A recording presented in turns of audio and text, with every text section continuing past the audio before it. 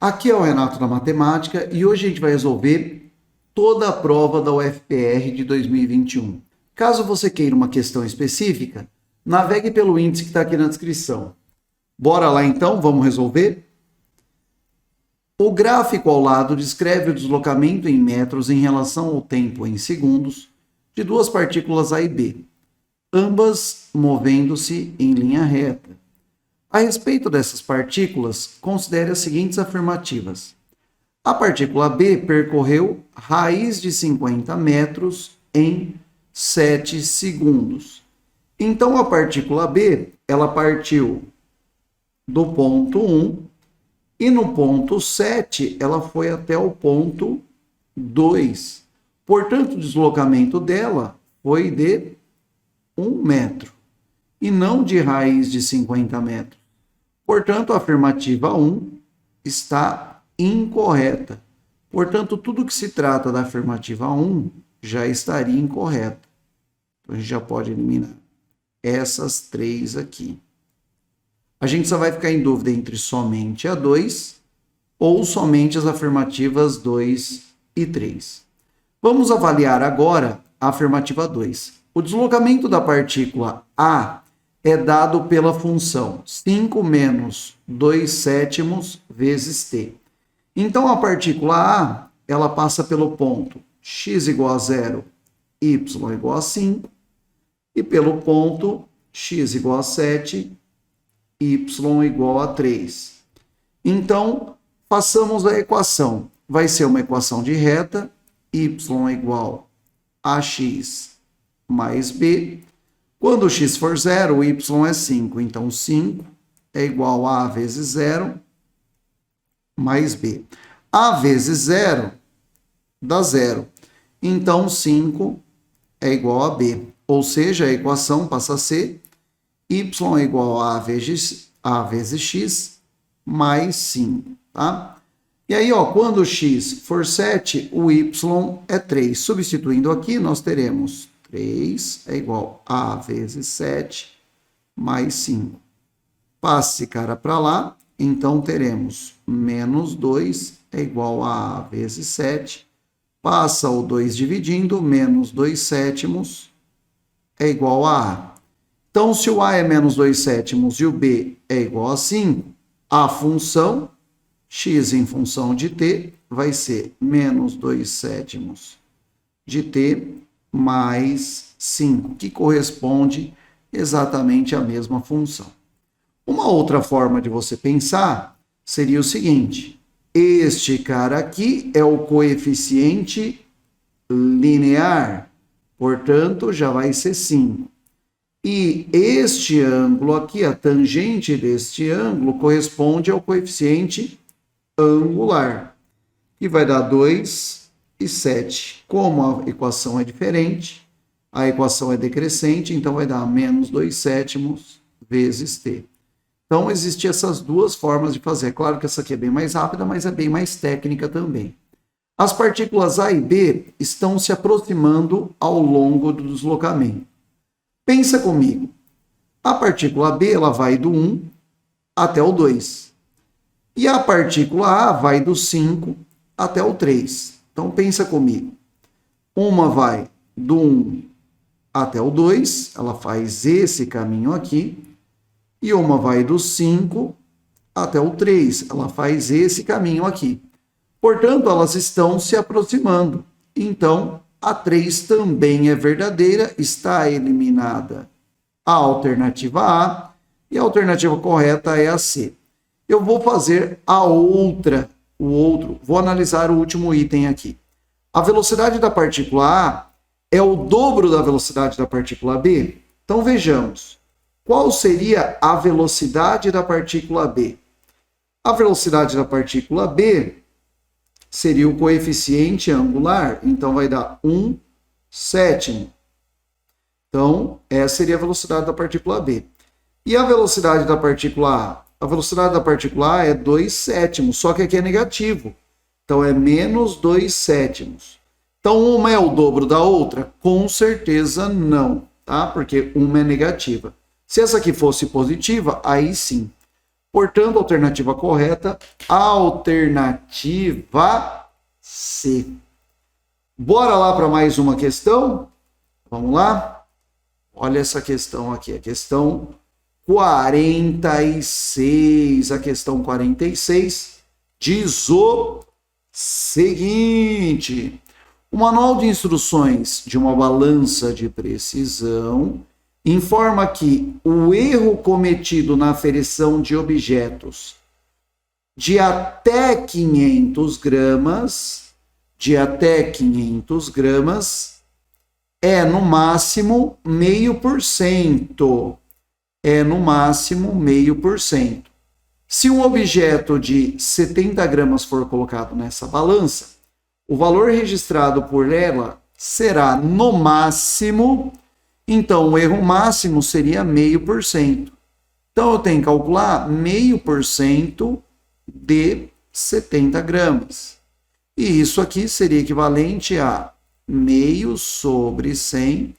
O D significa vezes 70 gramas. 70 vezes 0,5 vai dar 35 sobre 100. Então, o erro será 0,35 gramas. Portanto, o valor registrado será no máximo 70 mais 0,35 gramas. Somando tudo isso, dará 70,35 gramas, que corresponde à alternativa B. Bora lá para mais uma? Vamos lá! Olha essa questão, hein? A questão 47 diz o seguinte: na figura ao lado, há uma circunferência de centro C. Se o ângulo alfa mede π sobre 3 radianos, a razão entre a área do setor circular PCQ e a área do triângulo PCQ é... Bom, alfa é π sobre 3. Gente, π é a mesma coisa que 180 graus. Então, π sobre 3 é igual a 180 graus dividido por 3, que é igual a 60 graus. Então, este ângulo aqui equivale a 60 graus. A razão é a divisão. Vou chamar de R, tá? A área do setor circular, e a área do triângulo. Gente, a área do setor circular contempla até essa periferia aqui. Então, essa seria a área do setor circular. Perceba que aqui é 60 graus, portanto, seria 1/6 da área do círculo, ou seja, 1 sobre 6 vezes π vezes o raio ao quadrado. Então, esta área do setor circular, ela está contemplada aqui, ó. É 1/6 de πr², dividido pela área do triângulo. Ora, se aqui é R e aqui é R, a área do triângulo pode ser calculada por ladinho, vezes o seno de 60, que é raiz de 3 sobre 2, ladinho, seninho, por 2. Então, vamos lá. Vamos calcular essa área aqui? Então, seria πr² sobre 6, dividido por r², raiz de 3, sobre 4. Dá para eu cancelar o r² com o r², passa o 4 para cá, passa a raiz de 3 para cá, então dará 4π sobre 6 raiz de 3. Dá até para simplificar aqui, dá para dividir por 2. Dará 2π sobre 3 raiz de 3. Racionalizando o denominador, dá para multiplicar por raiz de 3 e raiz de 3. Portanto, ficará igual a 2π raiz de 3 sobre raiz de 3 vezes raiz de 3 é 3, vezes 3 dá 9. Então, 2π raiz de 3 sobre 9 corresponde à alternativa C. Bora lá para mais uma, gente. Vamos lá, mais uma questão. Cara, essa questão vai ser complicada, hein? Deixa eu enquadrar melhor ela aqui. Olha só, essa questão é complicada. Considere o cubo de aresta 2 centímetros na figura ao lado, em que os pontos P e Q são vértices do cubo e N é o centro de uma das faces. Duas partículas A e B se deslocam sobre a superfície do cubo, percorrendo o caminho mais curto possível. A partícula A inicia sua trajetória em P e encerra em Q. Então, a partícula A vai de P até Q. E a partícula B vai de P ao N, em seguida ao ponto Q. Qual é a diferença em módulo em centímetro entre as distâncias percorridas pelas duas partículas? Então, vamos lá. Vai de P até Q. Para ficar mais simples de visualizar aqui, a gente pode pensar no cubo aberto. Caso eu abra o cubo, ele vai ficar aproximadamente assim, tá? Ele tem 6 faces quadradas. Então, vamos pensar. Se o P está aqui, o Q está aqui. Então, a distância, ó, como o lado é sempre 2, a menor distância possível seria daqui até aqui. Tá bom? Então, essa daqui seria a distância da partícula A, que eu vou chamar de dA. Então, eu sei que dA, que seria essa hipotenusa, dA ao quadrado, é igual a 2 ao quadrado mais 4 ao quadrado. Então, dA ao quadrado é igual a 2 ao quadrado é 4 e 4 ao quadrado é 16. 16 mais 4 dará 20. Dá para tirar a raiz, a distância de A será raiz de 20. Então, o 20 dá para a gente fatorar, dá por 2 que dá 10, por 2 que dá 5, por 5 que dá 1. Portanto, a distância até A vai dar 2 raiz de 5. Ou seja, a menor distância possível seria essa daqui.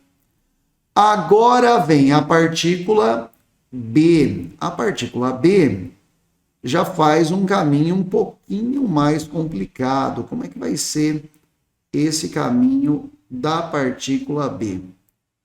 O caminho da partícula B será o seguinte, tá? Ela vai sair aqui do P, e ela vai até o N. Que o N é o centro da face. Aqui não parece o centro da face. Deixa eu fazer assim. Ela vai até o N primeiro. Então, de P, ela vai até o N. Então, a distância seria essa daqui, ó. Essa daqui. A distância, a diagonal do quadrado é L raiz de 2. Ou seja, a diagonal do quadrado é igual a 2 raiz de 2. Só que aqui ele não andou a diagonal toda, ele só andou metade. Então, metade dará raiz de 2. Então, ele vai andar metade, que é raiz de 2. Em seguida, ele vai de N até Q. Então, o Q está aproximadamente aqui. Então, ele vai fazer este percurso. Aqui mede 2. Aqui, ó, vai medir 1. E aqui mede 1. Então, a distância percorrida pela partícula B vai ser qual? A gente pode fazer um Pitágoras aqui, né? A distância de B vai ser raiz de 2 mais essa diagonal aqui. Então, a distância da partícula B ao quadrado, que é essa diagonal aqui, será igual, ó, 2 mais 1. 2 mais 1 dará 3 ao quadrado mais 1 ao quadrado. Então, a distância da partícula B ao quadrado é igual a 9 mais 1. Portanto, a distância da partícula B ao quadrado é igual a 10. Então, a distância de B é igual a raiz de 10. Portanto, dB é raiz de 10 mais raiz de 2. Então, a distância da partícula B é igual a raiz de 10 mais raiz de 2. Essa seria a distância da partícula B. Ela fez esse caminho. E o dA, como eu já calculei, dá 2 raiz de 5. A diferença, então,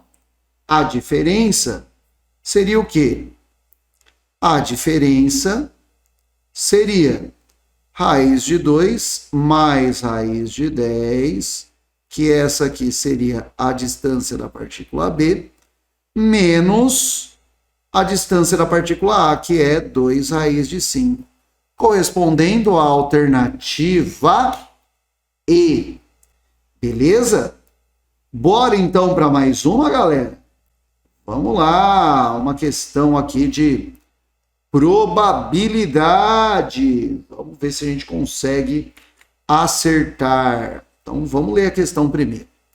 Ana Beatriz e Carlos pediram uma pizza de 8 fatias. Metade do sabor mussarela e outra metade do sabor calabresa. Sabendo que Ana e Carlos preferem calabresa e Beatriz prefere mussarela, após cada um dos três ter escolhido uma fatia de pizza de acordo com sua preferência, qual é a probabilidade de Ana, Beatriz e Carlos terem escolhido os pedaços que estejam lado a lado na pizza? Vamos desenhar a pizza então. A pizza estaria aqui. Ela é metade calabresa e metade mussarela. E aqui ela está dividida em 2 pedaços, mas o autor diz que ela foi dividida em 8 fatias. Então vamos dividir aqui, ó. 2, 4, 6 e agora 8 fatias. Os eventos favoráveis seriam que a pizza fique com 3 pedaços consecutivos livres, e isso aí só ocorre se a gente tiver isso aqui, certo? Por quê? Porque a Bia só pega a pizza de mussarela e Ana e Carlos só de calabresa, de acordo com as suas preferências. E uma outra possibilidade seria essa daqui, ó.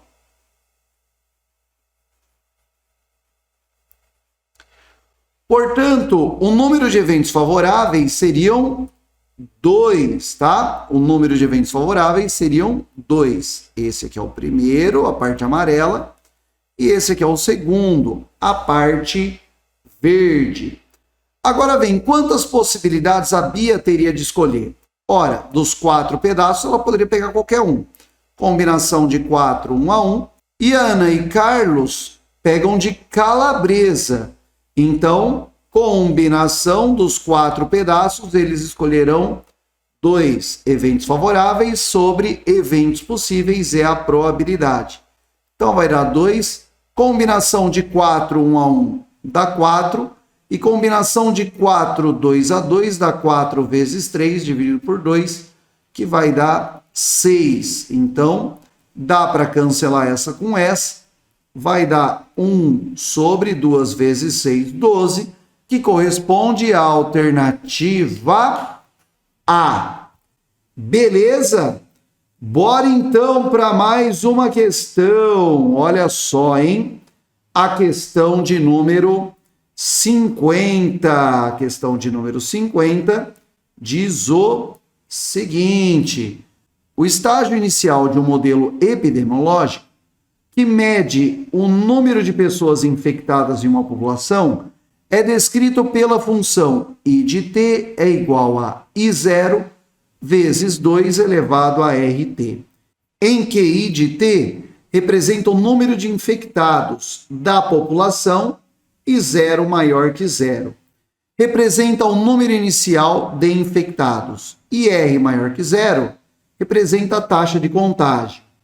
T é o tempo medido em dias desde o início da epidemia. Com relação ao número de infectados, é correto afirmar que, caso a taxa de infectados R esteja no intervalo de 0 a 1, então o número de infectados I de T decresce conforme os dias passam. Então, vamos analisar aqui a afirmativa A.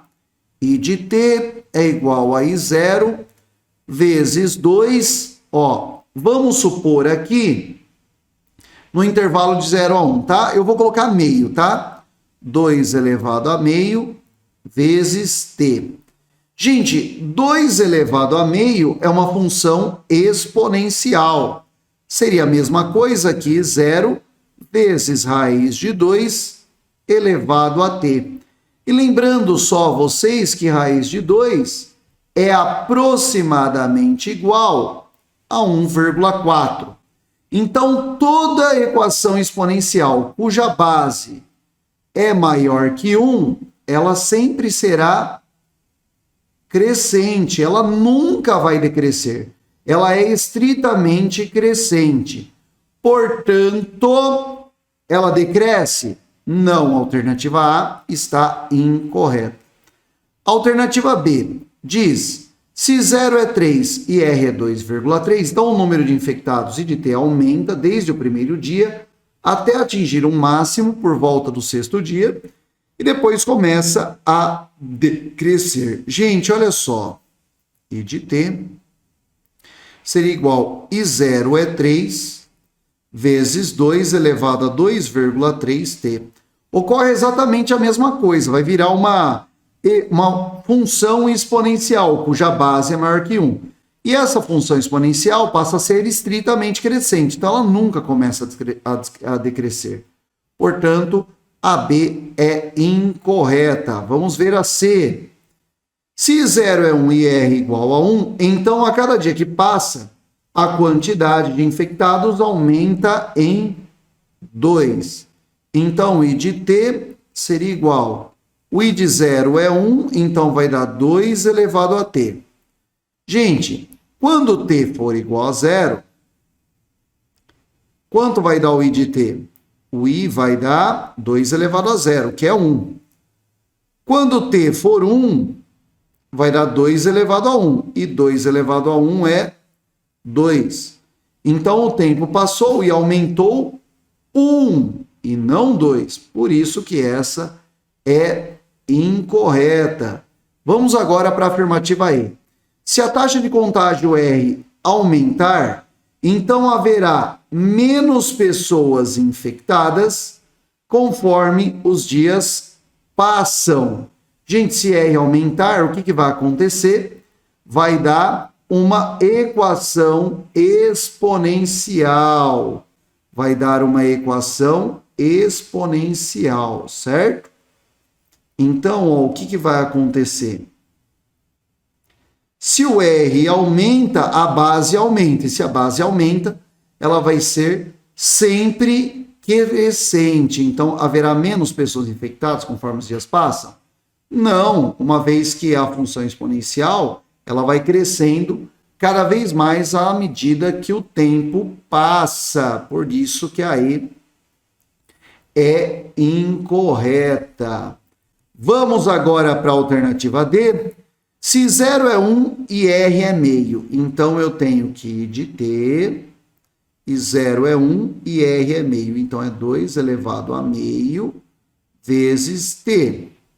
Então será necessário pelo menos 20 dias para que o número de infectados seja maior do que 1.000. Então o número de infectados é o I de T.